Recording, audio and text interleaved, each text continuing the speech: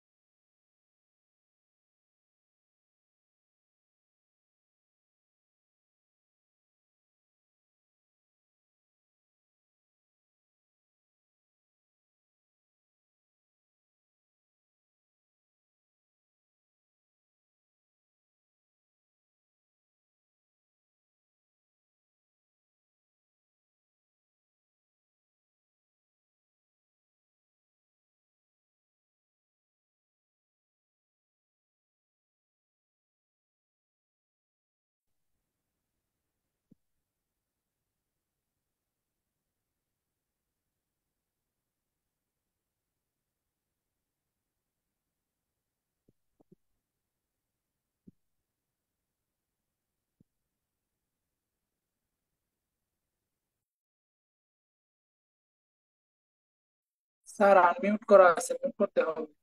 Sir আপনার এখানে ও, তাহলে বাংলাদেশ অঞ্চল ভিত্তিক ভৌগোলিক অবস্থান, সীমানা, পরিবেশ, ভূপ্রকৃতি, ভূরাজনীতি এগুলো দেওয়া আছে।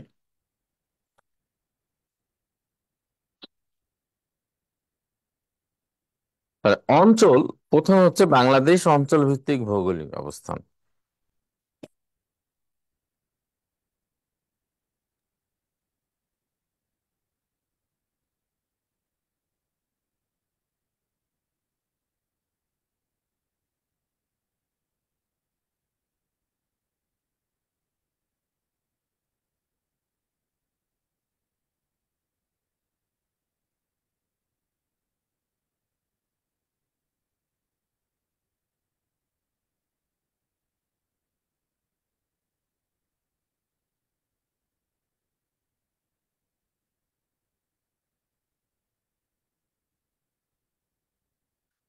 তাহলে এখানে সিম্পল প্রথম যে জিনিসটা আপনাকে লক্ষ্য রাখতে হবে,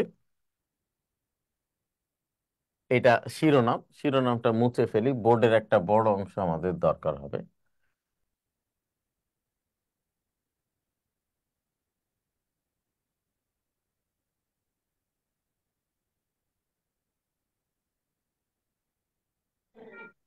আসসালামু আলাইকুম স্যার। ওয়ালাইকুম আসসালাম। এইটা বোর্ডের মধ্য, ধরেন এটা পৃথিবী, পৃথিবীর মধ্যভাগ, এইটা হচ্ছে 0 ডিগ্রি। হ্যাঁ, এইটাকে বলা হয় প্রাইম মেরিডিয়ান বা স্যার মূল ক্লাসটা কি এই অংশ থেকে শুরু হয়েছে? মধ্য রেখা। জি, মূল মধ্যরেখা, প্রাইম মেরিডিয়ান বা মূল মধ্যরেখা, এখান থেকে একটা কোয়েশ্চেন আসে। আর এক্স্যাক্টলি এটা কোথায়? এটা হচ্ছে লন্ডন, গ্রিনিচ।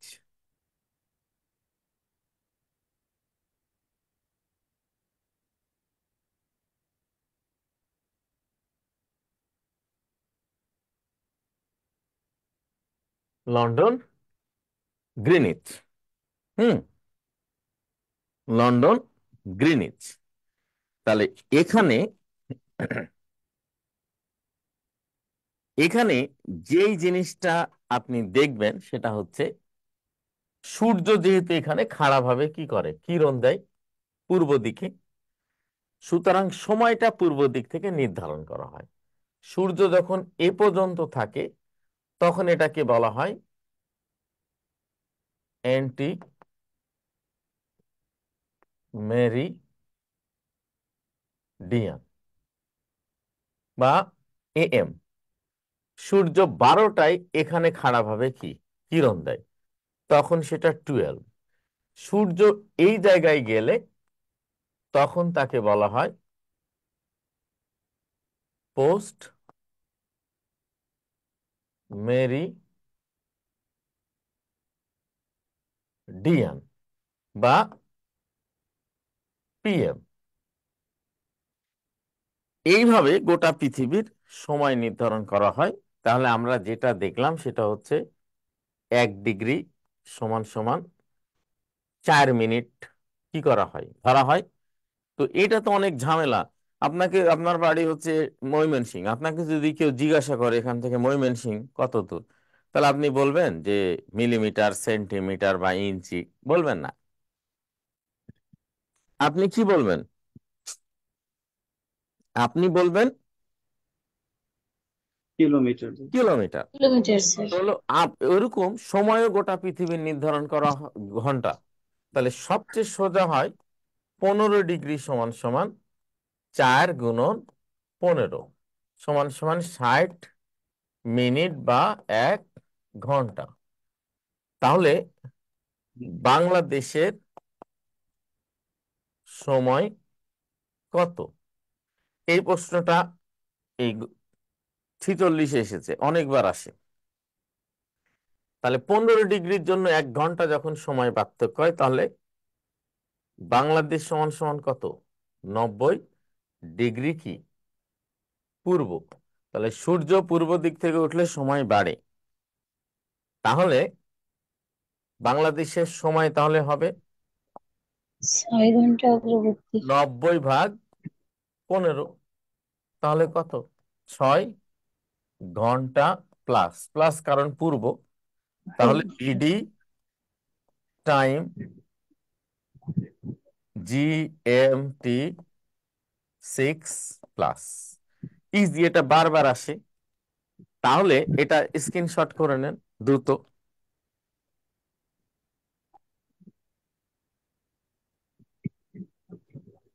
জিএমটি এটা কি? Greenwich mean time.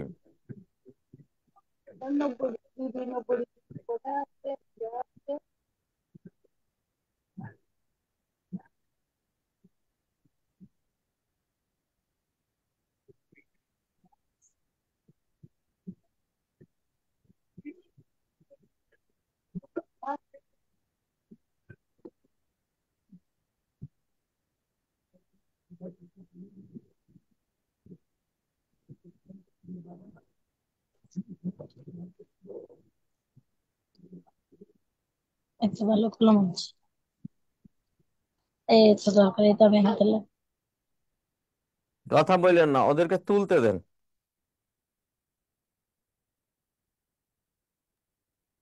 স্যার তুলেছি স্যার। তুলেছেন? জি স্যার।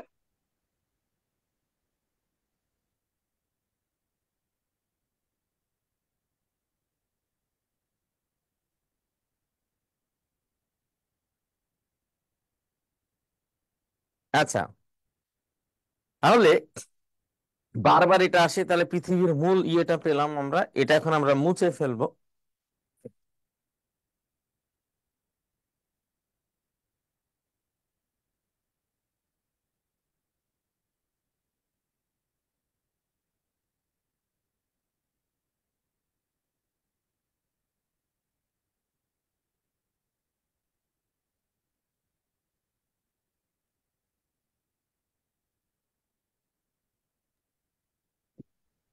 এখন এই দিক দিয়েও পৃথিবীর আমরা একটা কি পেলাম, মধ্যভাগ পেলাম। সেটা হচ্ছে 0 ডিগ্রি নিরক্ষ। তাহলে সূর্য এই জায়গাটা থেকে খাড়া ভাবে কি কিরণ দেয়, তাই না? সূর্য এই জায়গাটা থেকে খাড়া ভাবে কি কিরণ দেয়। কিরণ দেয়। কিরণ দেয়। হুম। তাহলে এটা পৃথিবীর কি মধ্যভাগ। তাহলে আগে এটা বিশ্লেষণ করি। এইটা হচ্ছে 0 ডিগ্রি নিরক্ষ রেখা। এই জায়গায় আমরা আর একটা ভৌগোলিক রেখা দেখব।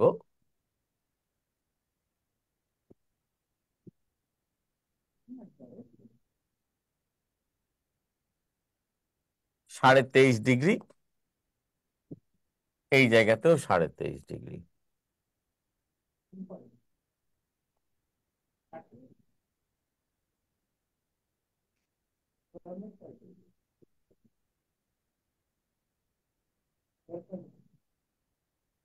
-46 ডিগ্রি, এখানেও 46.5 ডিগ্রি।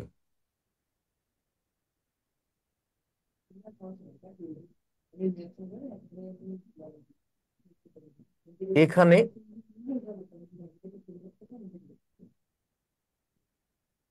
66.5 ডিগ্রি, আর এখানে 90 ডিগ্রি। তো এখানেও 66.5 ডিগ্রি, এখানেও 90 ডিগ্রি। আর ধরেন এখানে মধ্য দ্রাঘিমা 90 ডিগ্রি, এখানে মধ্য দ্রাঘিমা 90 ডিগ্রি।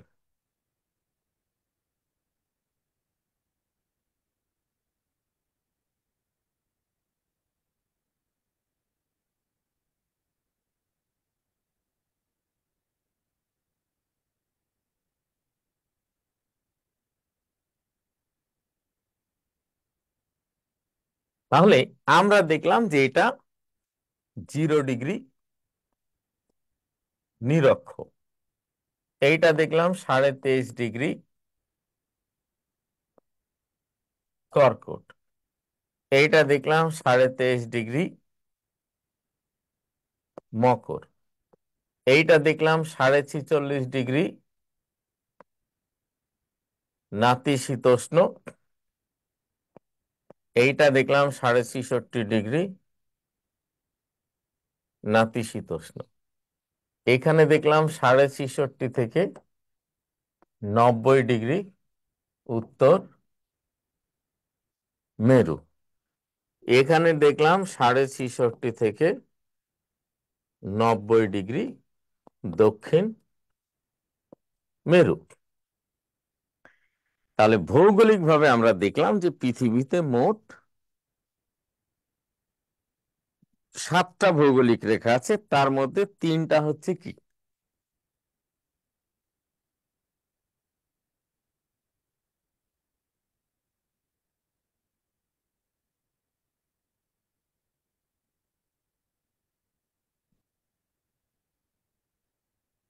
এটা তুলে নেন আগে।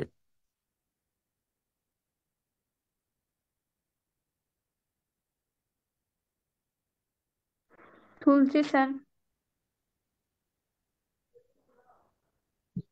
খোলা শেষ স্যার। আচ্ছা, গুড। এখন তাহলে এটা 0 ডিগ্রি দ্রাঘিমা, এটা 90 ডিগ্রি দ্রাঘিমা, এইটা 90 90 ডিগ্রি দ্রাঘিমা, আর এইটা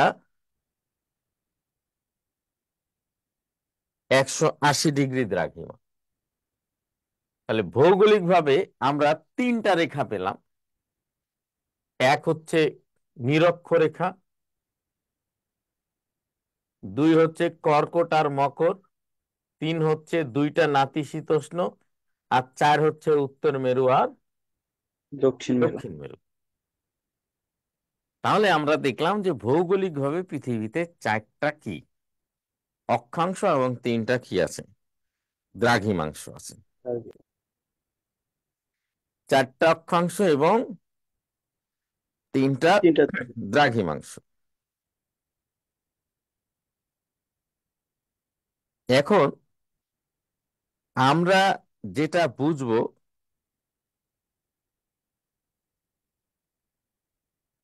সেখানে আমরা একটা জিনিস দেখব,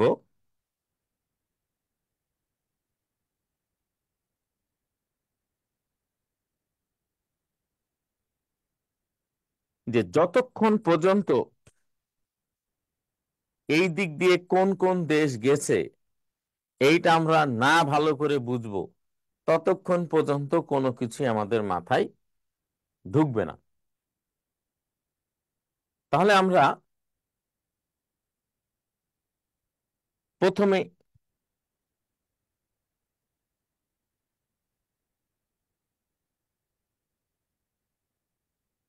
যে কাজটা করব সেটা আমরা দেখলাম এখানে।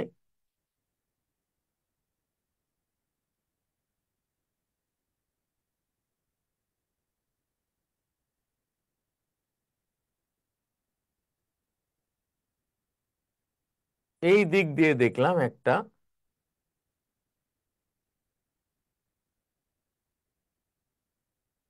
কান্ট্রি, মহাদেশ চলে গেছে, সেটা আমরা দেখলাম যে আফ্রিকা। অ্যাকচুয়ালি ইন্টারন্যাশনাল রিলেশনস আমরা যখন পড়াশোনা করতাম তখন আফ্রিকা নিয়ে কোনো টপিক আসলে টিচাররা বলতো drop the matters, no one care for Africa. Africa is the continent of poverty, darkness and illiteracy. If 10,000 people died by malaria in Central Africa, it wouldn't be a news. Or if two or three people got accident in Downing Street and Wall Street, it would be a bulletin. But the Africa নিয়ে কেউ ভাবে না। Africa দারিদ্রতার মহাদেশ।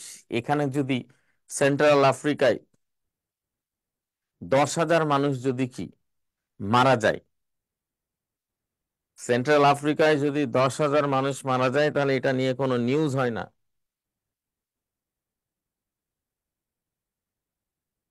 আর যদি তোমার আমেরিকার Wall Street আর ব্রিটেনের ডাউনিং স্ট্রিটে যদি দুজন লোক অ্যাক্সিডেন্ট করে, তাহলে সেটাই সারাদিন বুলেটিন হয়। আফ্রিকা নিয়ে অত ভাবার কিছু নাই। কিন্তু একটা জিনিস ভালো করে লক্ষ্য করবেন যে ভৌগোলিকভাবে পৃথিবীর সবচেয়ে সুসংহত মহাদেশ হচ্ছে আফ্রিকা। কারণ পৃথিবীর যত গুরুত্বপূর্ণ আপনার ভৌগোলিক অঞ্চল আছে, লেখা আছে, সব আফ্রিকার উপর দিয়ে গেছে। কর্কট ক্রান্তি গেছে, মকর ক্রান্তি গেছে, নিরক্ষরেখা গেছে, তারপর নাতিশীতোষ্ণ রেখা গেছে, তারপরে হচ্ছে প্রাইম মেরিডিয়ান বা মূল মধ্যরেখা চলে গেছে। তাহলে ভৌগোলিকভাবে আফ্রিকা অত্যন্ত গুরুত্বপূর্ণ। এই জায়গাটাই দেখেন, এখানে একটা কন্টিনেন্টস আছে,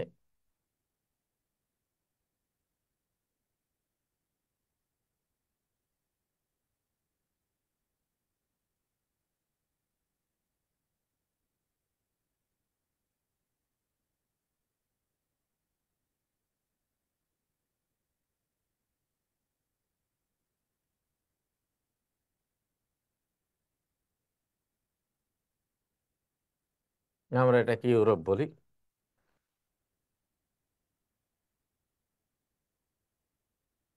ওসানিয়া, এখানে দেখেন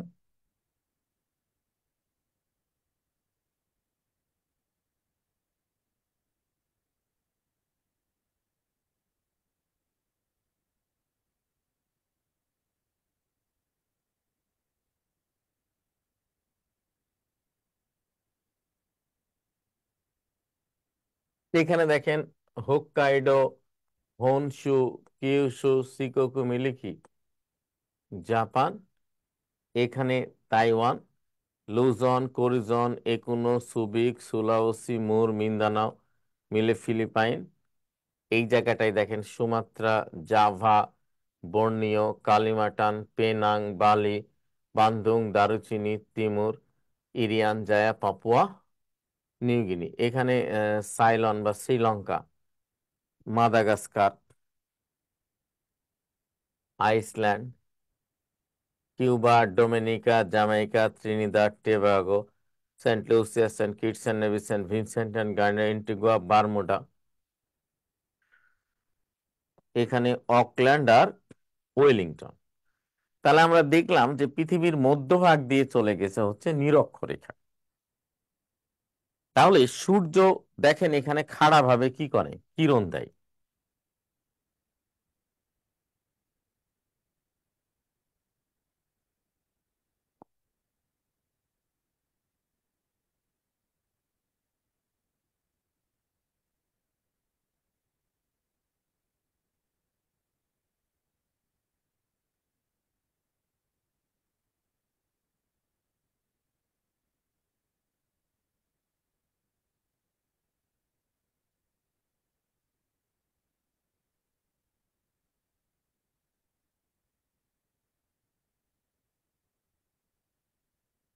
সূর্য এখানে খাড়া ভাবে কিরণ দেয়, তাহলে সর্বোচ্চ তাপ থাকবে নিরক্ষরেখায়। আর এটা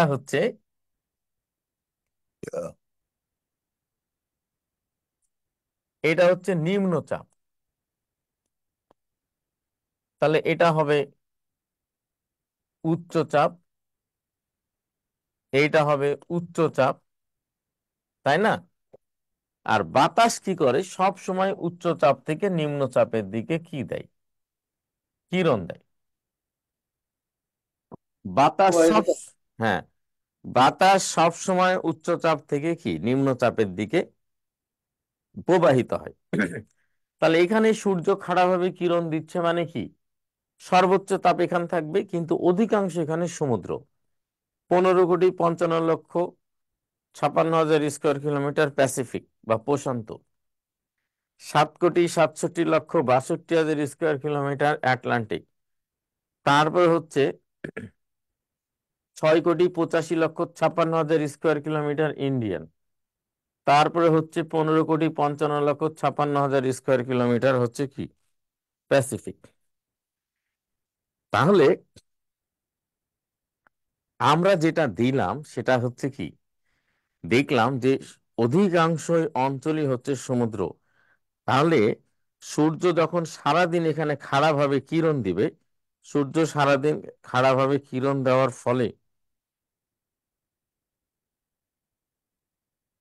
সারাদিন সূর্য এখান থেকে খাড়াভাবে কিরণ দেওয়ার ফলে যে ঘটনাটা ঘটে সেটা হচ্ছে আপনার জলীয় বাষ্প। প্রচুর পরিমাণে জলীয় বাষ্প ভ্যাপারেটেড হয়। আর জলীয় বাষ্প ভ্যাপারেটেড হলেই এদিক দুদিককার বাতাস এসে এদিকে বৃষ্টিপাত ঘটায় প্রতিদিন। তাহলে প্রচন্ড তাপ এবং প্রচন্ড বৃষ্টিপাত, এই দুইটাই হচ্ছে উদ্ভিদের জন্য অত্যন্ত গুরুত্বপূর্ণ। উদ্ভিদের প্রধান 16টি পুষ্টি উপাদান হচ্ছে কি,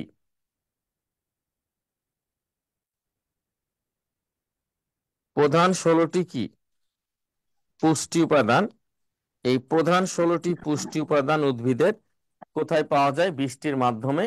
বৃষ্টির পানি থেকে কি করে, সংগ্রহ করে। কে সংগ্রহ করে? বৃষ্টির পানি থেকে সংগ্রহ করে হচ্ছে আপনার উদ্ভিদ। উদ্ভিদ বৃষ্টির পানির মাধ্যমে কি করে? খাদ্য সংগ্রহ করে, 16টি পুষ্টি উপাদান। একই সাথে আপনার তাপ তাপ দিয়ে সালোক সংশ্লেষণ প্রক্রিয়া কি করে? খাদ্য তৈরি করে। তাহলে উদ্ভিদের সবচেয়ে বেশি খাদ্য আছে কোথায়? নিরক্ষীয় অঞ্চলে। এই জন্য নিরক্ষীয় অঞ্চলে সবচেয়ে বেশি কিসের সৃষ্টি হবে? বনভূমির। ভালো করে তাকান, এই জায়গায় হচ্ছে অ্যামাজন, এই জায়গায় হচ্ছে মধ্য আফ্রিকান রেইন ফরেস্ট, এই জায়গায় হচ্ছে ইন্দো মালয়ান রেইন ফরেস্ট। অর্থাৎ 0 ডিগ্রি সব সময় হচ্ছে কি? Rain forest. তাহলে অ্যামাজনকে বলা হয় পৃথিবীর ফুসফুস, আফ্রিকার জঙ্গলকে বলা হয় অন্ধকারাচ্ছন্ন মহাদেশ, এবং আপনার যেটা হচ্ছে ইন্দোমালয় সেটাকে বলা হয় মশলার দ্বীপ। একই সাথে এদিকে আপনি যদি লক্ষ্য করেন তাহলে দেখবেন যে এই কর্কট ক্রান্তির বাতাস এদিকে চলে যাচ্ছে আবার এদিকে চলে যাচ্ছে, কারণ এটা উচ্চচাপের ফলে।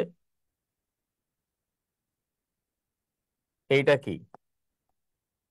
নিম্ন চাপ। উচ্চচাপের ফলে এটা কি? নিম্ন আচ্ছা। চাপ। ঠিক আছে।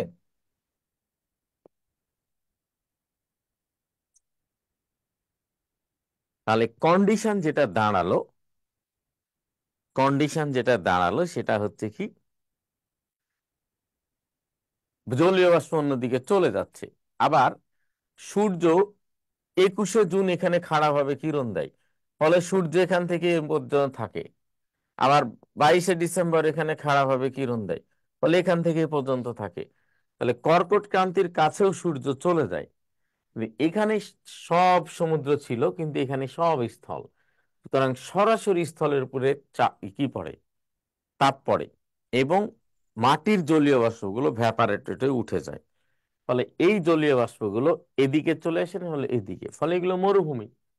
এই যে দেখেন গোবি, চীন মঙ্গোলিয়ার মধ্যে লম্বা হয়ে গোবি, তিব্বতের মরুভূমি। গোবি আসলে 41 BCS, তিব্বত মরুভূমি আসলো 45-এ। এখানে সিয়াচেন থর মরুভূমির আসলে হচ্ছে 46 BCS, এখানে দাস্তে লুত। তারপরে হচ্ছে এখানে Rub al Khali, Nafud, Syrian Desert, Palestinian Desert, এটা লিবিয়ান ডেজার্ট, ইজিপশিয়ান ডেজার্ট, এটা গোটাটাই সাহারা। এখানে Death Valley, Colorado, Mexican Desert. এই জায়গায় দেখেন Simpson, Gibson, Great Sandy, Great Victorian Desert. Victoria Desert আসলো 45-এ। এখানে দেখেন Namibian Desert, Kalahari Desert, Botswana Desert. এখানে দেখেন Chilean Desert, Atacama Desert. Atacama পৃথিবীর সবচেয়ে শুষ্ক মরুভূমি।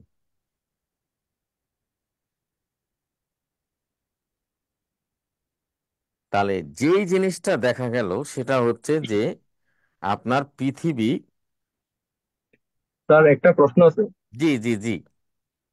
স্যার আমি কোথাও একটা পড়ছিলাম যে মরুভূমির সংজ্ঞা হচ্ছে যে ওইখানে বাৎসরিক বৃষ্টিপাতের হার কত এর নিচে যেন হলে সেটাকে মরুভূমি বলা হয়। তো স্যার ওই সংজ্ঞা অনুসারে অ্যান্টার্কটিকা মহাদেশ অর্থাৎ আমাদের একদম দক্ষিণ মেরু এবং উত্তর মেরুর দিকে যেই আহ মানে বরফের যে মহাদেশটা আছে অ্যান্টার্কটিকা, ওটাকে কি সবচেয়ে বড় মরুভূমি বলা যাবে? পৃথিবীর বৃহত্তম মরুভূমি হচ্ছে অ্যান্টার্কটিকা, জি প্রায় স্যার, হচ্ছে সেটাই বললাম। 3 লক্ষ বর্গ কিলোমিটার। পৃথিবীর দ্বিতীয় বৃহত্তম মরুভূমি হচ্ছে সাহারা, 3 কোটি বর্গ কিলোমিটার। সাহারা হচ্ছে 91 লক্ষ বর্গ কিলোমিটার। সাহারাটা হচ্ছে উষ্ণ মরুভূমি, আর অ্যান্টার্কটিকাটা হচ্ছে শীতল মরুভূমি। মরুভূমি স্যার 3টা বিষয় দিয়ে নির্ধারণ করা হয়। প্রথম বিষয় যেটা, সেটা হচ্ছে অ্যাবসেন্স অফ ওয়াটার। দ্বিতীয় বিষয় যেটা, সেটা হচ্ছে অ্যাবসেন্স অফ ভেজিটেশন। ভেজিটেশন মানে উদ্ভিদ এবং প্রাণী সেখানে খুঁজে পাওয়া যায় না। তারপরে তৃতীয় হচ্ছে অ্যাবসেন্স অফ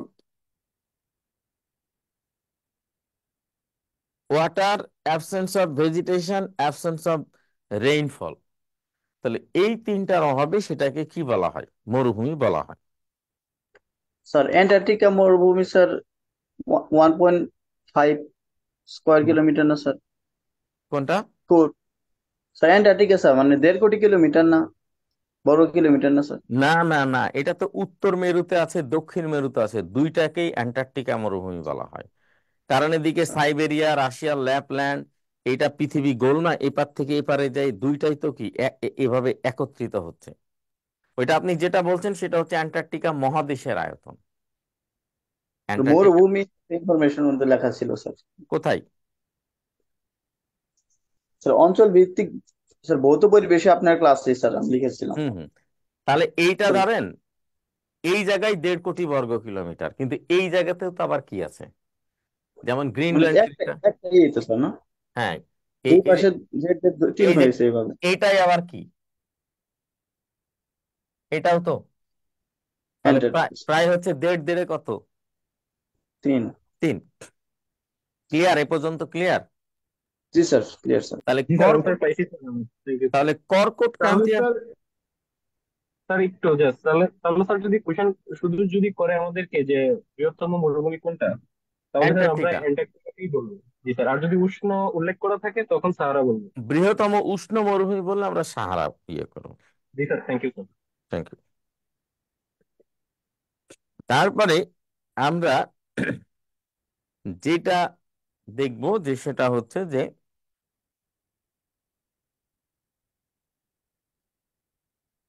কি বলছিলাম, এবার নাতিশীতোষ্ণ। তাহলে এই উচ্চচাপের পরে এটা নিম্নচাপ, তাহলে এটাও তো কি হবে, উচ্চচাপ। তাহলে এই উচ্চচাপ থেকে বাতাস এই নিম্নচাপে আসবে। ফলে ঘটনা যেটা আমরা দেখব যে দুদিককার নিম্নচাপের বাতাস, এখানে মরুভূমি থেকে গরম, এখানে মেরু থেকে ঠান্ডা। তাহলে এই যে অঞ্চলটা আছে,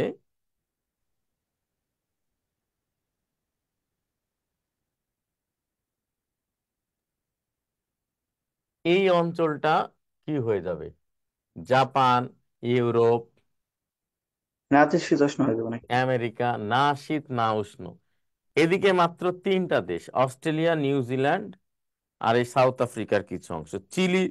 এটা পড়েছে কিন্তু এখানে তার মানুষ থাকে না, এটা পাহাড় পর্বত।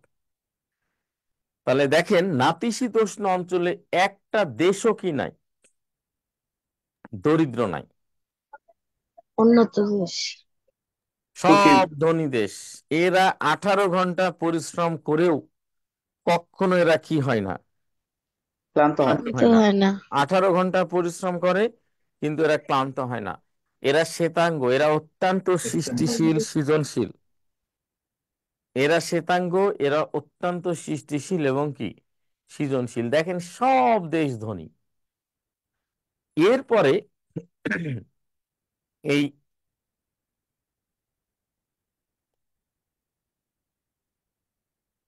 এইখানে দেখেন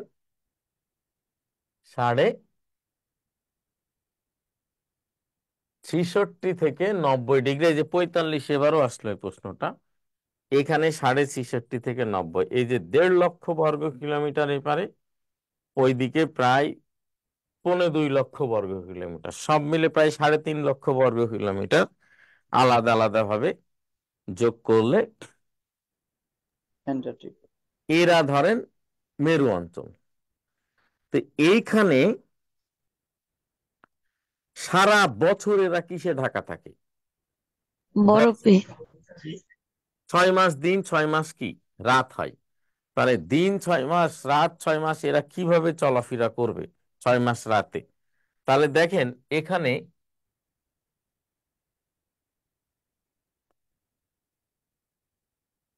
আরোরা বা মেরু জ্যোতি বা মেরু প্রভা বা নর্দার্ন লাইট নামে এক ধরনের আলো দেখা যায়, কয়েক সেকেন্ড পর পর আলোকিত ঝলকানি দেখে। ফলে মানুষ এইটা দিয়ে পথ চলে চলাফেরা করতে পারে। তাহলে হচ্ছে এইটা আপনি স্ক্রিনশট করে নেন এবং কোনো কোয়েশ্চেন থাকলে আমাকে বলেন, যে কোনো কোয়েশ্চেন থাকলে স্যার এই অ্যারোটা সংক্রান্ত। কিভাবে গঠিত হয়? হ্যাঁ, স্যার ওই northern and south, sorry sir, উত্তর আর দক্ষিণ মেরুতে স্যার ওই অ্যারোরা গুলো কিভাবে গঠিত হয়? অ্যাকচুয়ালি পৃথিবী তো কি করে, সেকেন্ডে 29 কিলোমিটার বেগে কি করতে থাকে, ঘুরতে থাকে। ঘুরতে থাকে। জি স্যার। ঘুরতে থাকার কারণে পৃথিবী সেকেন্ডে 29 কিলোমিটার বেগে কি করতে থাকে, ঘুরতে থাকে।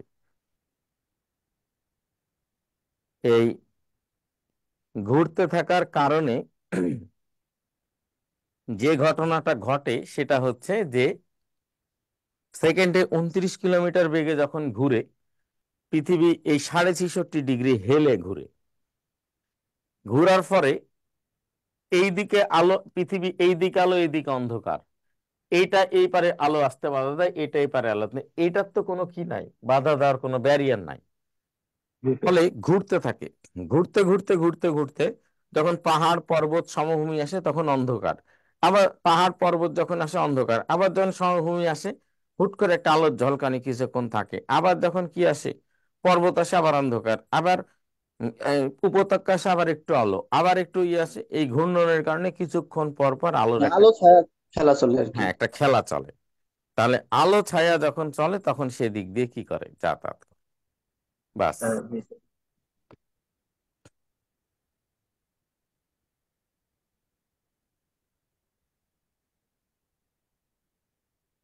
আর কোনো কোয়েশ্চন?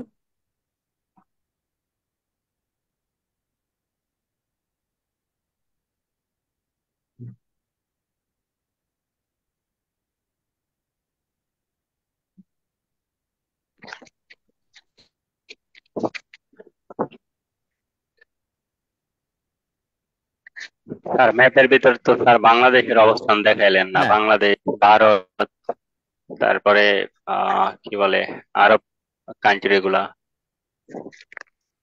বুঝলাম না, আবার স্যার বলেন। ম্যাপের ভিতরে বাংলাদেশ, ভারত, তারপর আরব বিশ্বের অবস্থান দেখাইলেন না তো, কোন রেখায় বা কোন অক্ষাংশে কোন দ্রাঘিমাংশে পড়বে। কেন এটা দেখাবো, কেন ভারত দেখাবো, কেন আরব দেখাবো, কেন আরব আপনাকে কয়েকবার বলেছে, আপনি কখন এসেছেন ক্লাসে, কখন অ্যাটেন্ড করেছেন? হুম। শুরুতেই আছে স্যার।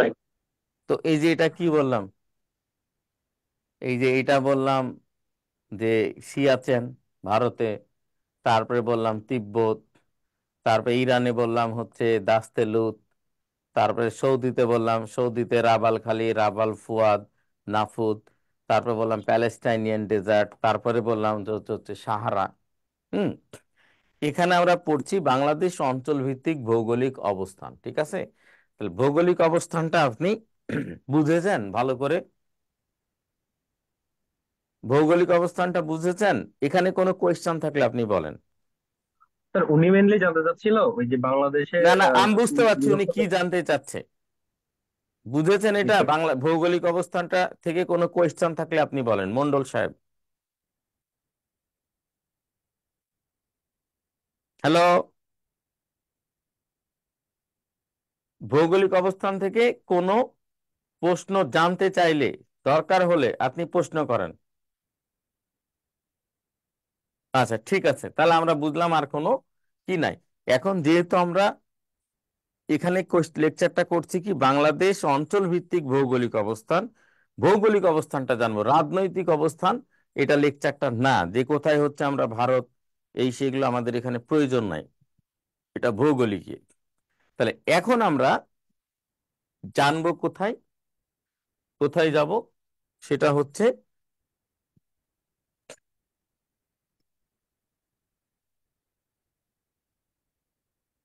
বাংলাদেশের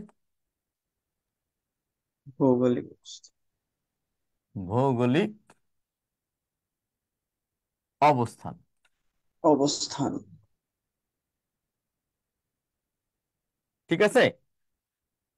এখন জি কোনো স্যার। কিছু জানতে চাওয়া এটা খুবই ভালো, অবশ্যই আমি বারবার প্রশ্নের কারণে করি, কিন্তু এটা করলেন না, ওইটা করলেন না, ওইটা করলেন না, এটা বলা খুবই দুঃখজনক একজন শিক্ষকের জন্য, খুবই দুঃখজনক। এবং একজন টিচার স্টুডেন্টের এটা বলাটা খুব কি, কোনটা করলেন না কোনটা করলেন, এইটা এই জাতীয় প্রশ্নটা খুবই কি হতাশজনক। কারণ আপনি এখন আমরা কি করলাম, অঞ্চল ভিত্তিক ভৌগোলিক অবস্থান ভূপ্রকৃতি শেষ করলাম, আমরা বাংলাদেশে আসবো। তাহলে আমরা যদি রিক্যাপচুলেট করি একটু, তাহলে আমরা দেখব এই চ্যাপ্টারটা এসে আমরা যে বিষয়টা লক্ষ্য করব সেটা হচ্ছে এখানে। তাহলে দেখেন এটা 23.5 ডিগ্রি কর্কট ক্রান্তি, আর এটা 90 ডিগ্রি দ্রাঘিমা। তাহলে এটা ইন্ডিয়া পড়লো, এটা মিয়ানমার পড়লো, তারপরে হচ্ছে এটা নেপাল পড়লো, তারপরে এটা চাইনা ভুটান পড়লো। তাহলে এই জায়গাটাই হচ্ছে কি বাংলাদেশ। বাংলাদেশ। এই জায়গাটাই হচ্ছে কি বাংলাদেশ।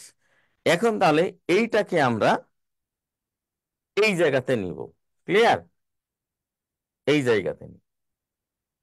এখন আমরা দেখলাম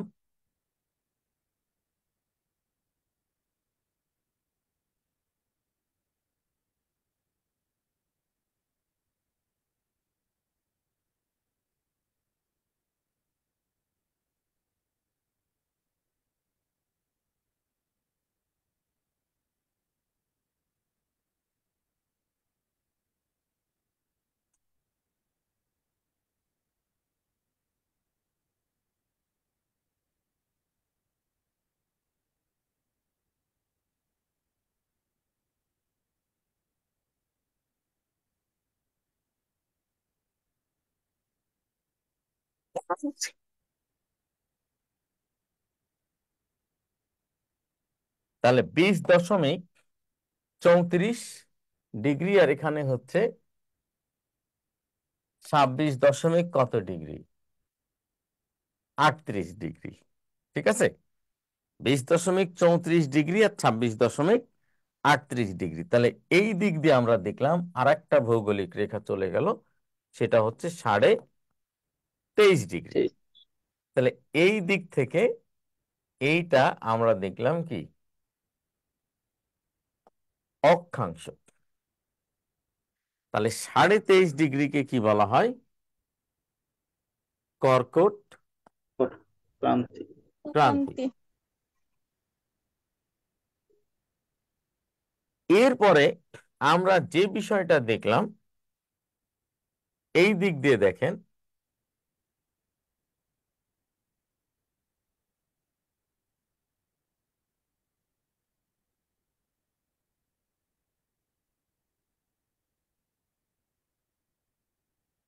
চলে গেল হচ্ছে, আর মধ্য দিয়ে চলে গেল 90 ডিগ্রি। এইটা হচ্ছে 88.01 থেকে 92.41 ডিগ্রি। তাহলে এটা কি দ্রাঘি মাংস। ঠিক আছে, তাহলে আমরা যে জিনিসটা দেখলাম, এখানে আমাদের 4টা পয়েন্ট পিক করতে হবে। একটা পয়েন্ট হচ্ছে এই এক, এই পয়েন্ট হচ্ছে 2। তাহলে এক পয়েন্টে আমরা যেটা দেখলাম সেটা হচ্ছে কি সেন্ট মার্টিন, টেকনাফ, কক্সবাজার। এটার অংশ হচ্ছে ছেড়া দ্বীপ।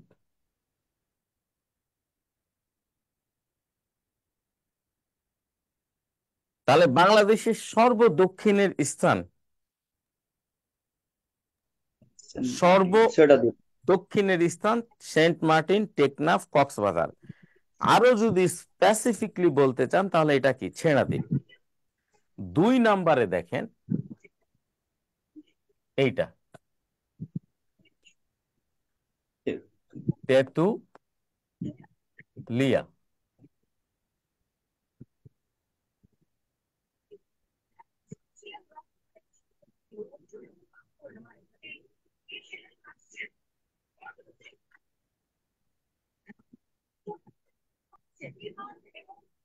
বাংলা বাহ, কে টেলিভিশন বাজাচ্ছেন?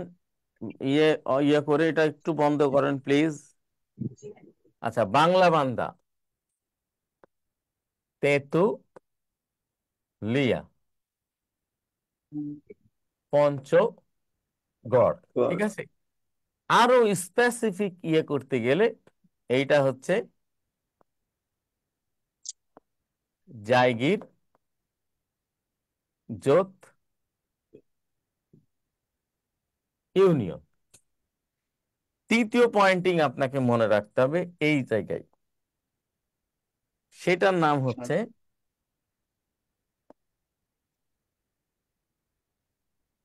থানচি থানচি বান্দর বান। চতুর্থ, থানচি থানচি থানচি সবটাই থানচি এখানে। চতুর্থ পয়েন্ট এইটা,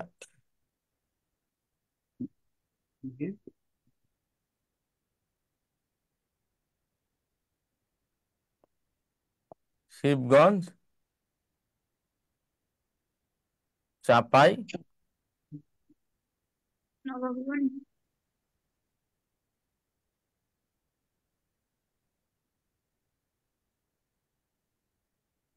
আরো স্পেসিফিক জানতে গেলে মনা কষা। মনা কষা। হ্যাঁ, মনা কষা। এখন সবচেয়ে গুরুত্বপূর্ণ যে পয়েন্টিং সেটা হচ্ছে এইটা। বাংলা পৃথিবীতে আপনাদেরকে দেখালাম যে 7টা গুরুত্বপূর্ণ ভৌগোলিক রেখা কি চলে গেছে, এর মধ্যে 5টা গেছে বাংলাদেশের মধ্যে, এই সরি 7টার মধ্যে 2টা গেছে বাংলাদেশের মধ্যে, এবং 2টা মিলিত হয়েছে কোথায়? এই জায়গায়। এই 5 নাম্বারটা হচ্ছে ফরিদপুরের ভাঙ্গা। তাহলে এখানে কি 90 প্লাস 3.5। হ্যাঁ, তাহলে ভৌগোলিক অবস্থান, ওই যে মন্ডল সাহেব যেটা বললেন যে বাংলাদেশের ইয়েটা কি, সেটা হচ্ছে যে 88, মন্ডল সাহেব 88 থেকে 92 ডিগ্রি দ্রাঘিমায় বাংলাদেশে। তাহলে বাংলাদেশের মধ্য দিয়ে চলে গেছে 90, সুতরাং বাংলাদেশের স্ট্যান্ডার্ড দ্রাঘিমা হবে কোনটা? 90। বাংলাদেশের স্ট্যান্ডার্ড দ্রাঘিমা হবে 90। আর 20.34 থেকে 26.38 ডিগ্রি বাংলাদেশের কি অক্ষাংশ, স্ট্যান্ডার্ড দ্রাঘিমা হবে 23.5 ডিগ্রি। তাহলে এখন আপনি যে কাজটা করবেন সেইটা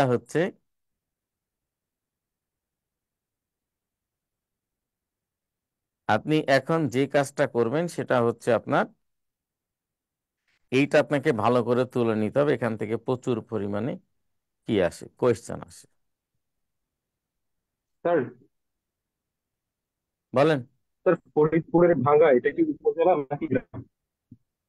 ফরিদপুরের ভাঙ্গা এটা একটা স্থান, ফরিদপুরের একটা ভাঙ্গা একটা স্থান, থানা, একটা থানা। জি স্যার, স্যার থ্যাংক ইউ। হুম ফরিদপুর জেলা, ভাঙা হচ্ছে থানা। থানা।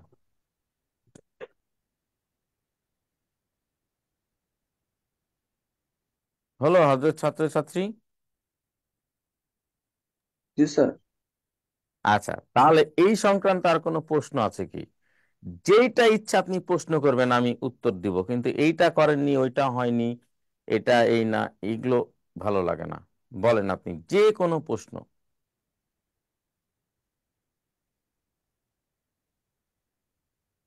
স্যার ঢাকার অবস্থানটা কিরকম স্যার? 90 ডিগ্রি। ঢাকার অবস্থানটা দেখাই। ঢাকার অবস্থানটা এই জায়গায়, একবারে ঠিক এই জায়গায়। তাহলে ঢাকার অক্ষাংশ ওই 23 ধরেন, সর্বোচ্চ কত হবে? 23.70 বা 75 এরকম হবে। স্যার পরীক্ষাতে তো আমরা 90 আর 23.5 দিব, তাই না? হ্যাঁ, 90 আর 23.5 দিব। Okay sir. আর কোনো কোয়েশ্চেন, যে কোনো?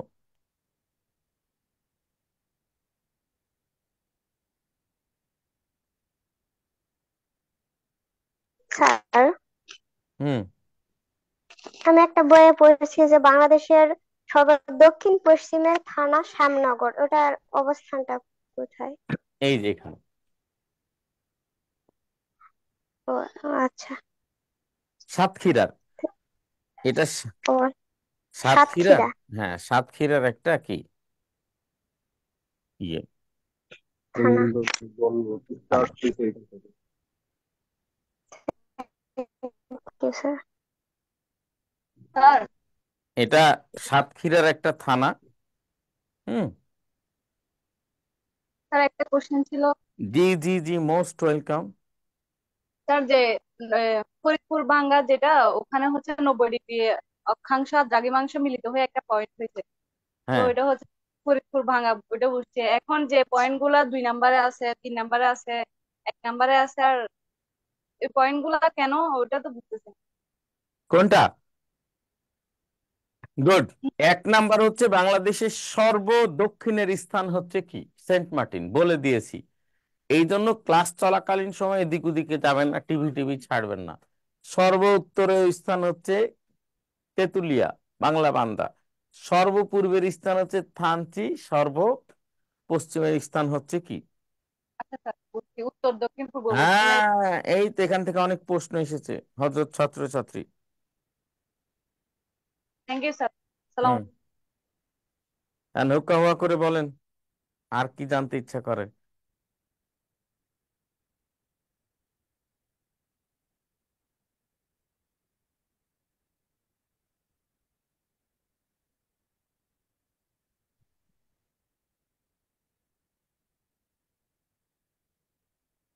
কি হলো?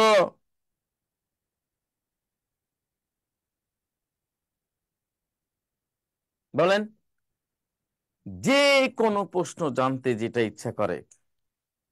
সুরেন, তানজিলা, তুলি, শুভ, সেতু, সুরাইয়া, রুমানা, রেহালা, বিনতি, স্মৃতি, মৌসুমী, বর্মন, মনিরা, মিজাউর, আলামিন, হ্যাঁ, জুই বড়াই, করিমা বেগম, জাফরিন আক্তার, ইসরাত জাহান, গৌরাঙ্গ সেন, অনেকজন আছেন। হুকা হুয়া করে বলেন, আর কি জানতে ইচ্ছা? হুম। স্যার, আচ্ছা, ফরিদপুরের সাথে এশিয়ান হাইওয়ে কানেক্ট করে কোনো প্রশ্ন হতে পারে কি? ফরিদপুরে এশিয়ান হাইওয়ে কানেক্টেড করে না।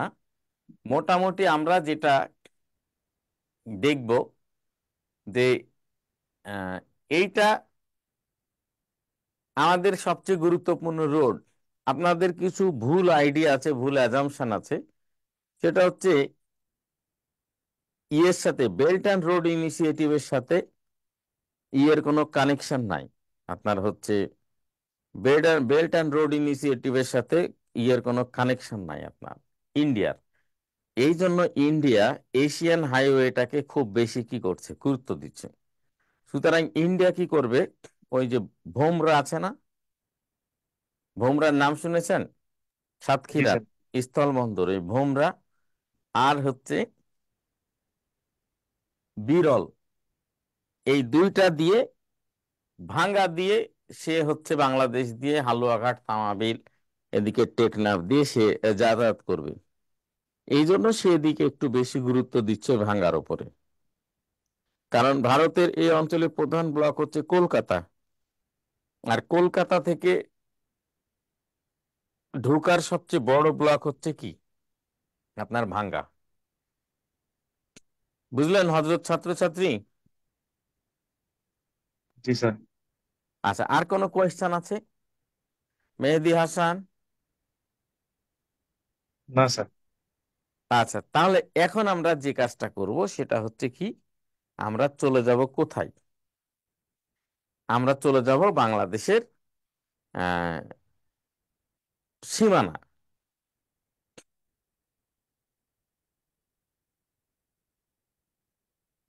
এবার আমরা শিরোনাম দিব।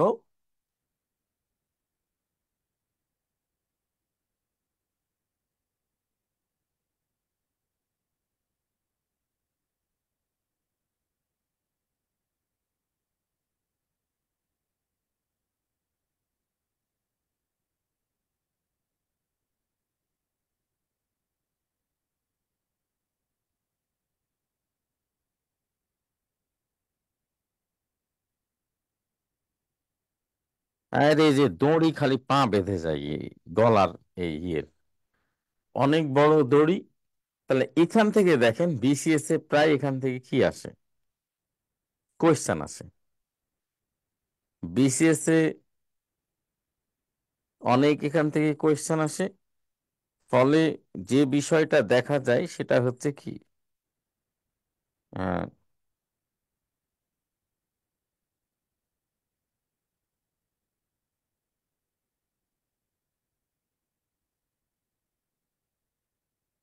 সিম্পল।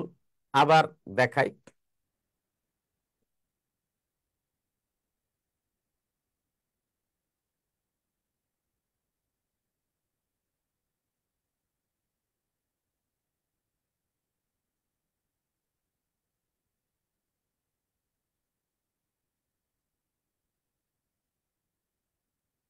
এখন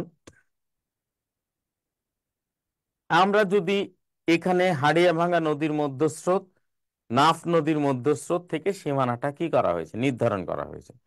তো এখান থেকে গোটা ঘুরে যদি এই পর্যন্ত আসি তাহলে আমাদের যেটা হবে সেটা হচ্ছে মোট সীমান্ত 5138 কিলোমিটার।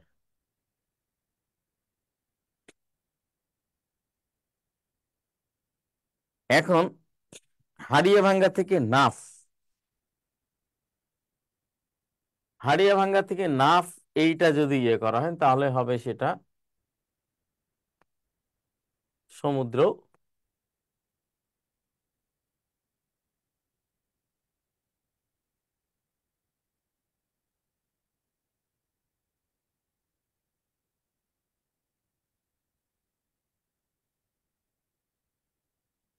সমুদ্র তট। তাহলে সমুদ্র তট কথা আমাদের মনে রাখার সোজা উপায়, 71-এ স্বাধীন হয়েছি তার সাথে এক বসিয়ে দিলাম, 4427 কিলোমিটার। তাহলে মোট সীমা থেকে সমুদ্র বাদ দিলে কি হয়, স্থল সীমা। এখানে স্থলে দেশ আছে দুইটা, একটা হচ্ছে মিয়ানমার আর একটা হচ্ছে কি ভারত। ভারত।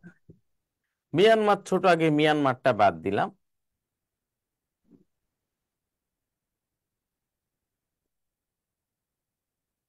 মনে রাখার সোজা উপায়, 71-এ স্বাধীন হয়েছি বল, ডান পাশে এক বসিয়েছিলাম, এবার 71-এ স্বাধীন হয়েছি বাম পাশে 2 বসালাম।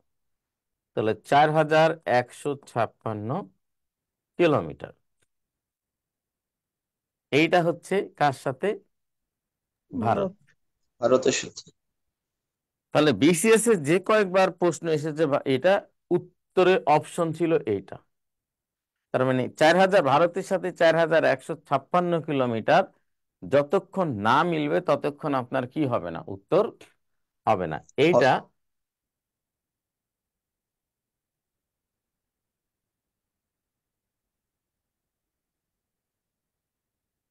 বর্ডার গার্ডস এটার কি ইয়ে দিয়েছে।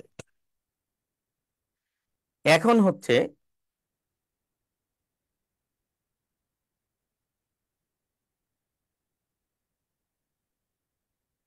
এইখানে কিছু ঝামেলা বাইধে গেল এই জায়গায়।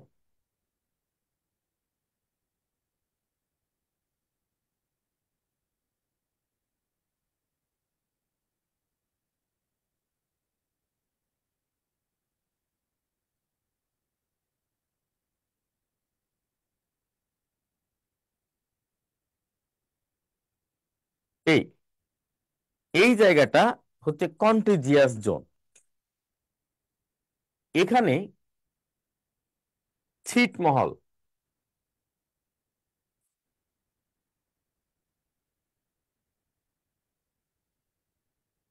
ছিটমহল কি স্যার? এখন বাংলাদেশের মধ্যে কিছু কি আছে, ভারতের গ্রাম আছে, ভারতের গ্রাম কিন্তু চতুর্দিকে বাংলাদেশ দিয়ে ঘেরা। আবার বাংলাদেশের গ্রাম কিন্তু চতুর্দিকে কি দিয়ে, ভারত দিয়ে ঘেরা। তাহলে এই জায়গায় কি করবে?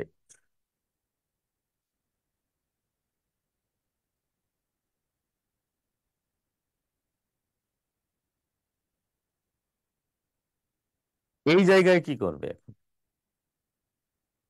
তাহলে এই সীমান্ত সমস্যা ভয়ানক, ট্রিটমেন্ট, চিকিৎসা, বাজার হাট সব এগুলো করতে ভারতে যাইতে হয়।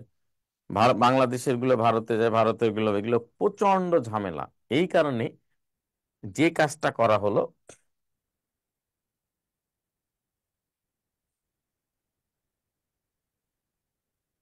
সীমান্ত চুক্তি, 16ই মে 1974 বাস্তবায়ন করলো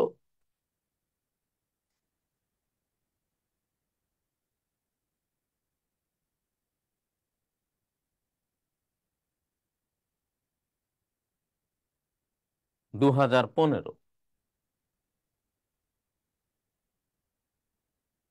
এরপরে যেটা দেখা গেল সেটা হচ্ছে কি,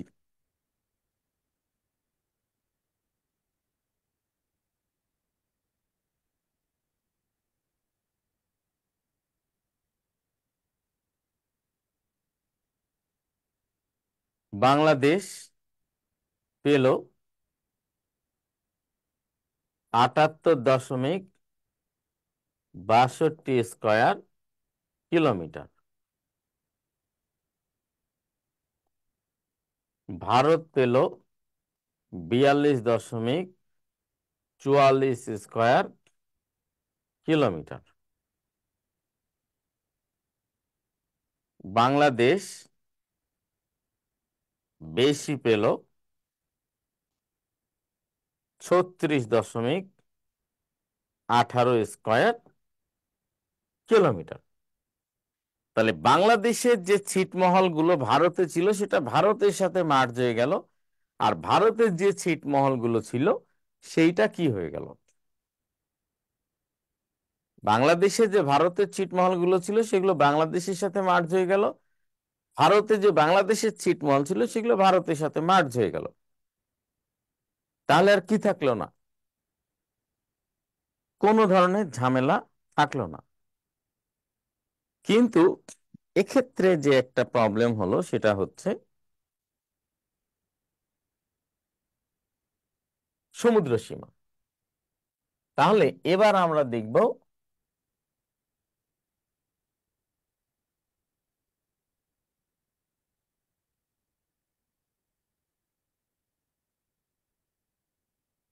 সমুদ্র সীমা। তাহলে আমরা যেটা দেখলাম 1982-তে United Nations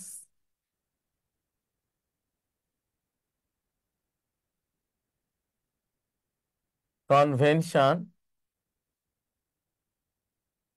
lodge of the sea, UNCLOS স্বাক্ষর করা হলো 1982 সালে। ইউএন ক্লস স্বাক্ষর করে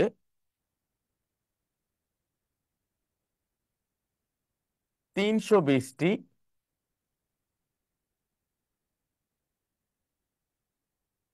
আর্টিকেল দিয়ে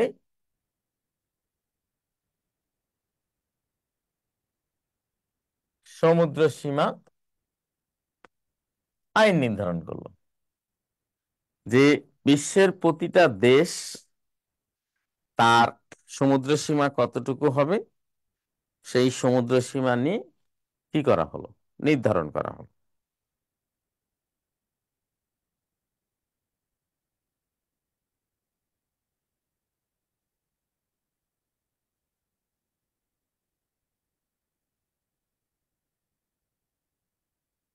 এখন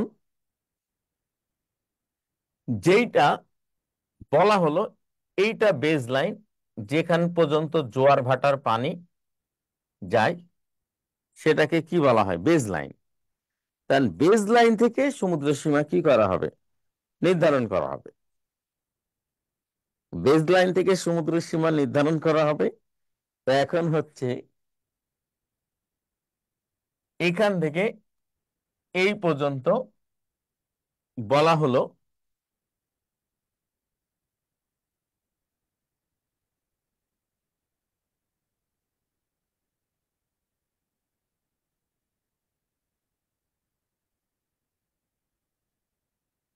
exclusive economic zone, 200 nautical mile বা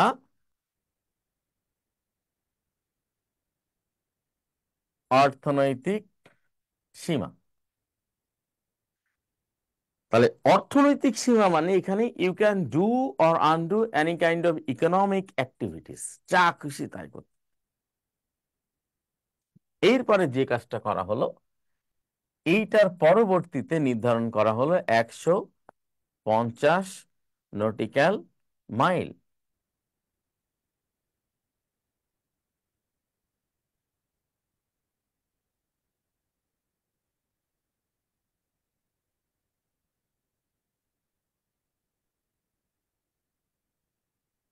তাহলে সব মিলে ইন টোটো 350 নটিক্যাল মাইল বা 670 স্কয়ার কিলোমিটার। কারণ 1 nautical mile equal to 1.85 kilometre. তাহলে এখন 350 নটিক্যাল মাইল বাংলাদেশ কিভাবে পেল দেখেন।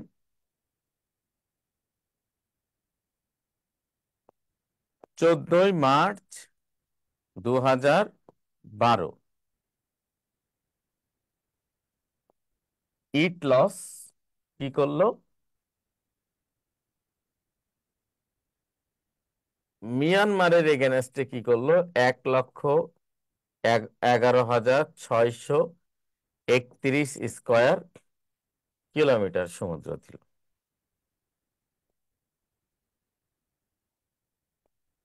7 জুলাই 2014 পিসিএ কি করলো,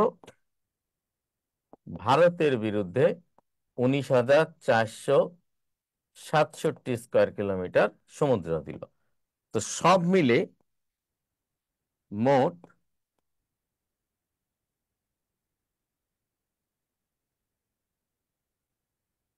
টেরিটোরিয়াল সি হলো 1,18,813 স্কয়ার কিলোমিটার। এখন আপনি যেটা বলবেন যে 11,000, 1,11,000-এর সাথে 19,000 যোগ করলে সব মিলে প্রায় 1,31,000 বর্গ কিলোমিটার হয়। কিন্তু আপনি যোগ করতে যাবেন কেন? 6 জন ক্রিকেট খেলে, 7 জন ফুটবল খেলে, 5 জন উভয় খেলা খেলে। তাহলে 6, 5 আর 7কে কি আপনি যোগ করবেন? করবেন না। তাহলে এই অংশটা আপনার মিয়ানমারের, এই অংশটা ভারতের, ভারতের এই অংশটা মিয়ানমারের সাথেও আছে। হুম, এইটা তাহলে এখান থেকে এ যাবৎ 13টা কোয়েশ্চেন এসেছে। আপনি এটা কি করে নেন, স্ক্রিনশট করে নেন সুন্দর করে।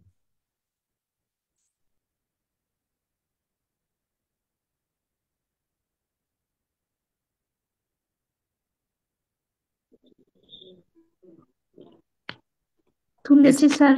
স্ক্রিনশট হয়ে যাওয়ার পরে যে কোনো কোয়েশ্চেন আমাকে করতে পারেন, কোনো হেজিটেশন ছাড়াই।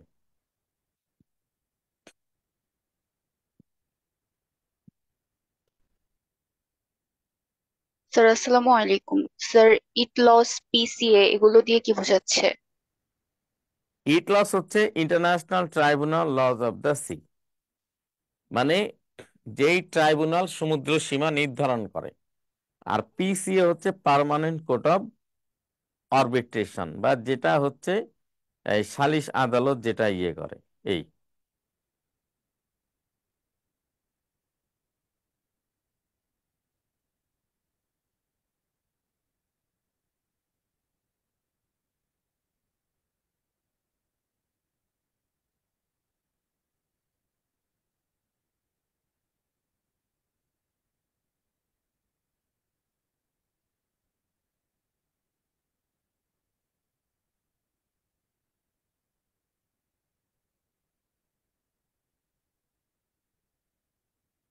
লিখলেন?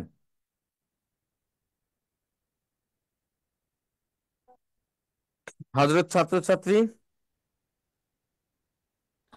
জি স্যার। এখন যে কোনো প্রশ্ন থাকলে আপনি আমাকে কি করতে পারেন। এখন আমাদের আরেকটা জিনিস জানতে হবে, সেটা হচ্ছে ভূপ্রকৃতি ও ভূরাজনীতি। ঠিক আছে? আচ্ছা, গুড। Last topic. আমরা যেই জিনিসটা দেখলাম, যে ধরেন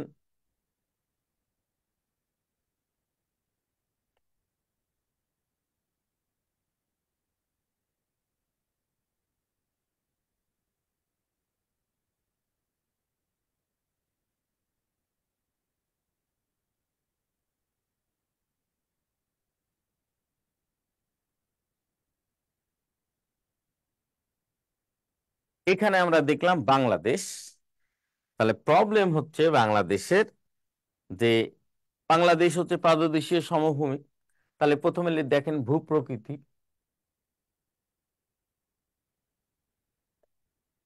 এখানে দেখেন এই দিক দিয়ে আসলো গঙ্গা, এখানে যমুনার সাথে গোয়ালন্দে মিলিত হলো, পদ্মা নাম ধারণ করে এগিয়ে গেল, এখানে মেঘনার সাথে মিলিত হয়ে মেঘনা নামে চলে আসলো।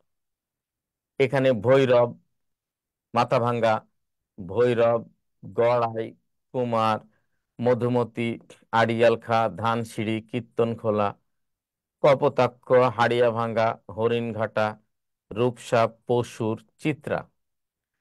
তাহলে আমরা দেখলাম যে গোটা দক্ষিণবঙ্গটাই নদী। এখানে কুলিক, টাঙ্গন, নাগর, পাগলা, পুনর্ভবা এরা এসে মহানন্দায় পড়লো।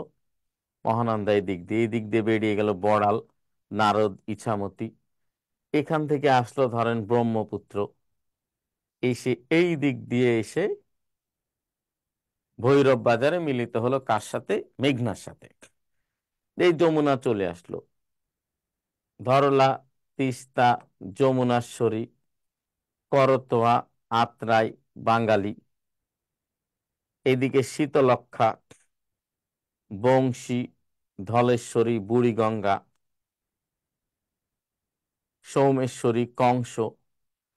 এই দিক ধরেন আসলো কুশিয়ারা, সুরমা, কালনী হয়ে মেঘনা, মনু, বাউলাই, ধেনু। এই দিক দিয়ে এই হালদা, বোয়ালখালী, রাখিয়াং, কাসালং। এই চারটা যে পড়লো কর্ণফুলীতে, কর্ণফুলী আবার এই দিক দিয়ে প্রবাহিত হলো, নাফ, সাঙ্গু, মুহুরী, মাতামুহুরী। তাহলে বাংলাদেশের সর্বোচ্চ খরস্রোত নদীর 7টা হচ্ছে এই জায়গায়। তাহলে আপনি বুঝবেন যে এটা পর্বত। আবার দেখেন এই জায়গাগুলোতে কোনো কি নাই, নদী নাই। নদী নাই। তাহলে বুঝবেন যে এটা প্লাইস্টোসিন কি সোপান। আর বাকিগুলো দেখছেন নদী, তাহলে আপনি বুঝবেন প্লাবন সমভূমি। তাহলে ভূপ্রকৃতি 3টা, একটা হচ্ছে প্লাইস্টোসিন সোপান। প্লাইস্টোসিন সোপান,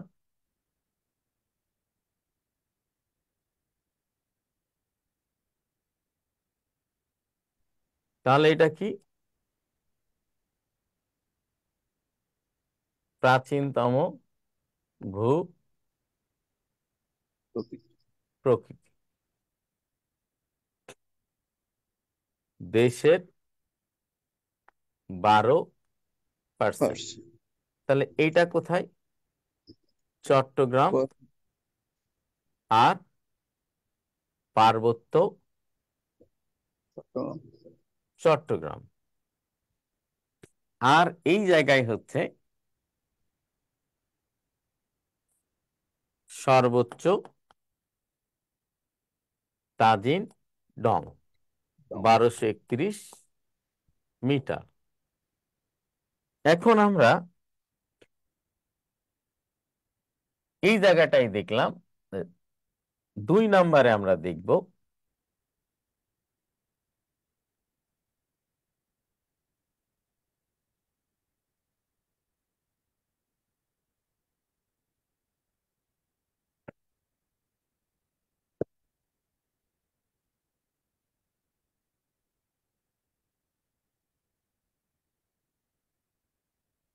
বরেন্দ্র 9320 স্কয়ার কিলোমিটার। এরপরে Madhupur plus Bhawal 4103 square kilometre. এরপর আমরা দেখলাম লালমাই 33.34 স্কয়ার কিলোমিটার। তাহলে এটা কি? বরেন্দ্র, মধুপুর আর ভাওয়াল আর লালমাই। তাহলে এটা দেশের 12%, উচ্চতা 20 থেকে 50 মিটার সর্বোচ্চ, মাটির রং লালচে। এখন বাকিগুলো আমরা দেখলাম কি? প্লাবন সমভূমি। 3 নম্বরে আমরা দেখলাম প্লাবন সমভূমি 1,24,266 স্কয়ার কিলোমিটার। দেশের 80%। এইটা কিভাবে সৃষ্টি হলো? গঙ্গা বা পদ্মা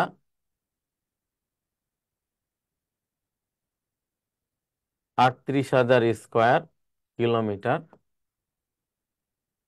মেঘনা 29,000 square kilometre, Brahmaputra 24,000 square kilometre, Karnaphuli 12,000 square kilometre.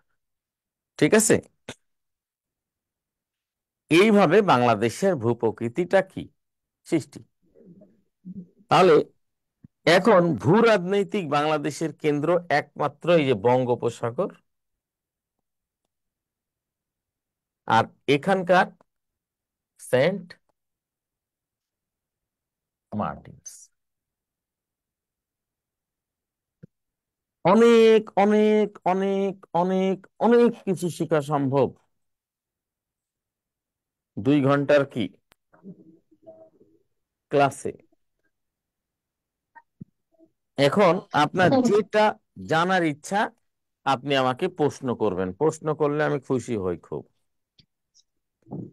Sir, 1 নম্বরে যে টারশিয়ারি পাহাড় সমূহ, হুম, ওইটা দেশের 8% হবে মনে হয়। কোনটা? স্যার প্রথমটা স্যার 1 টারশিয়ারি নম্বরটা স্যার পাহাড়। হ্যাঁ স্যার 1 ওটা আনসার নম্বরটা হবে স্যার। ও ওইটা তো আমি টারশিয়ারি পাহাড়। স্যার ইয়ে স্যার টারশিয়ারি স্যার সোপান পাহাড় না, লাইনটা স্যার আপনি এইটা দুটোই না, এইটা না, এইটা না, এইটা স্যার এটা হবে, এইটা টারশিয়ারি হচ্ছে হবে স্যার। এটা টারশিয়ারি। টারশিয়ারি পাহাড়। টারশিয়ারি, হ্যাঁ, এটা টারশিয়ারি, এটা সোপান। হ্যাঁ স্যার, টারশিয়ারি পাহাড়টা 8% হবে 8 কি? 8 8 টারশিয়ারি 8 আর এটা হচ্ছে 12, আর এটা ঠিক আছে। তাহলে এটা হচ্ছে, আমরা এখন এটা লিখে নিব সুন্দর করে। তাহলে এটা হচ্ছে কি, টারশিয়ারি কত পার্সেন্ট? 8। এইটা হচ্ছে 12%, আর এইটা হচ্ছে 80%।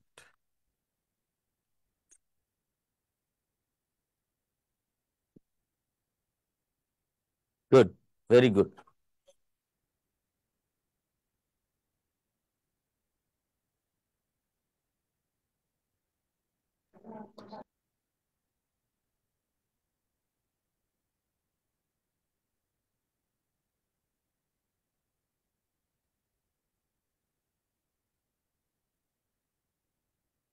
যে কোনো প্রশ্ন এখন আমাকে করতে পারেন।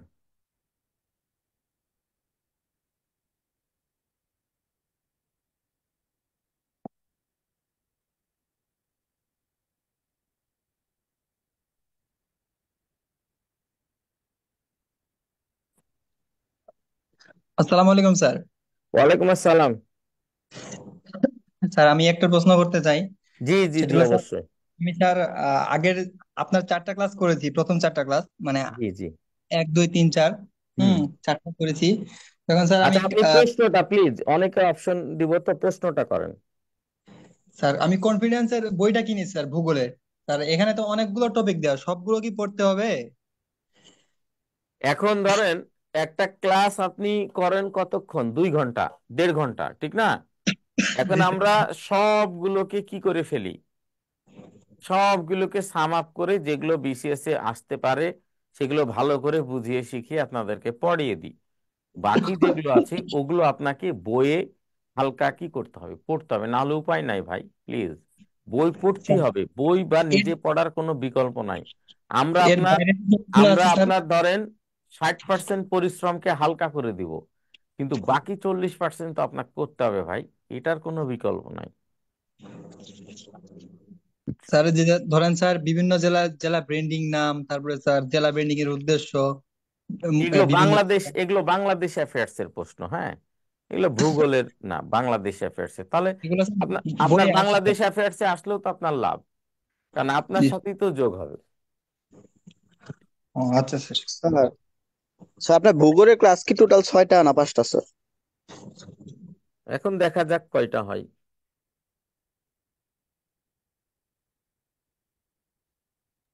স্যার আমার মনে হয় আজকের ক্লাসটা রিপিট হয়েছে।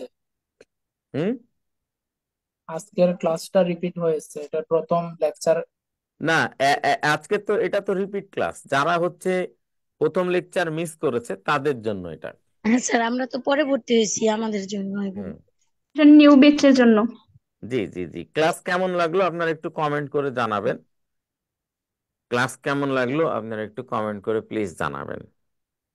আর টেনশনের কোনো কারণ নাই, একটা জিনিস সবসময় মনে রাখবেন যে দেখেন, মার্কস, আপনি ইংরেজিতে 1-2 মার্কস পেতে গেলে যে যে পরিশ্রমটা করতে হয় সেটা ভূগোলে আমার সাথে করলে ইনশাল্লাহ সেখান থেকে আপনি ওই ভূগোল, তারপরে এই, দৈনন্দিন বিজ্ঞানের যে অংশটা আছে সব মিলে, তারপরে বাংলাদেশের যে অংশটা আছে, আন্তর্জাতিকের ভূগোল রিলেটেড যে অংশগুলো আছে, সব থেকে আপনি মার্কস পাবেন।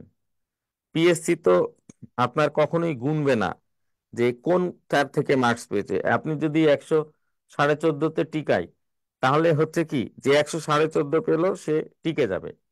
আর সে ধরুন অঙ্ক ইংরেজিতে 0 পেয়েছে, তবুও 14.5 পেয়ে টিকে যাবে। আর কেউ যদি অঙ্ক ইংরেজিতে ফুল মার্কস পেয়ে 114 পায়, তাকে তো টিকাবে না। তা আপনার মার্কস বাড়িয়ে নিতে হবে, যে কোনো ভাবে আপনার মার্কস গুলোকে কি করে নিতে হবে, বাড়িয়ে নিতে হবে। এইগুলো মানে সহজে আপনি পারবেন, এখান থেকে আপনার মার্কসটা বাড়িয়ে নিতে হবে। স্যার আরেকটা প্রশ্ন স্যার। জি। স্যার আপনি যে টপিক গুলো স্যার পড়াইছেন, স্যার আমি শুধু যদি ওই টপিক গুলো ধরে ধরে বই থেকে পড়ি, এইটুকু কি যথেষ্ট হবে স্যার? না না না, কারণ শোনেন, আমি তো আপনাকে পিএসসির যে সিলেবাস দিয়েছে, এই সিলেবাসটা টোটালটা আমি সিলেবাস ধরে ধরে আপনাকে পড়াচ্ছি। আমি তার কনফিডেন্সের টপিক ধরে পড়াচ্ছি না, আমি পিএসসি সিলেবাস ধরে পড়াচ্ছি, আর আপনাকে নিয়োগ দিবে পিএসসি। এখন আপনি আপনি যেগুলো পড়াবেন স্যার আমি ওইগুলোই পড়বো, এর বাইরে আর কিছু না পড়বো না, না না, চলবে? এটা এটা কোনো কথা হলো না। ওগুলো থেকে পড়লে আপনার 70% চান্স থাকবে, আর বাইরে সবগুলো বই টই পড়লে আপনার 100% চান্স থাকবে।